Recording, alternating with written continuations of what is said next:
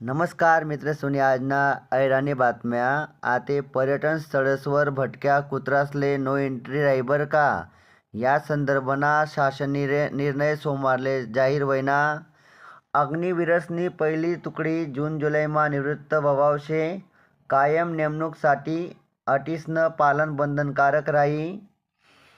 आते 36 कारागृहमा व्हावशेत देशभक्तीपरक कार्यक्रम. कैदीसले देशप्रेम माहीत व्हायला पाहिजे म्हणीसन सरकारने चांगला निर्णय लिहिले.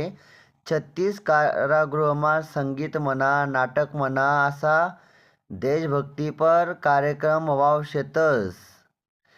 आते सध्या जे साहित्य संमेलन व्हायनं सातारामा 10 लाख साहित्यप्रेमीसनी संमेलनले भेट दिली. 8,72,00,000 रुपयासनी पुस्तके विक्री व्हायनात.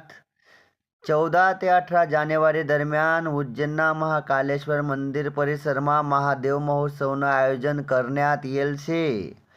समृद्धी महामार्गावर 9 ते 13 जानेवारी दरम्यान वाहतूक ब्लॉक राही बर का. 10 टप्पामा वाहतूक काही काळसाठी बंद राही.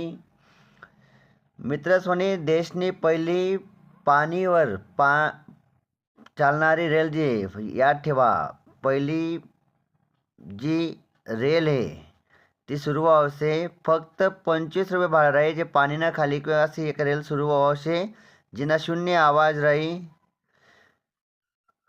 T20 विश्वचषकसाठी न्यूझीलंडना संघ जाहीर व्हायना. मिचेल सॅटनर करणार संघनं नेतृत्व.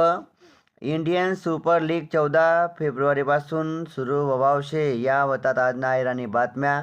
तुम्ही ऐका त्याबद्दल धन्यवाद. थँक्यू.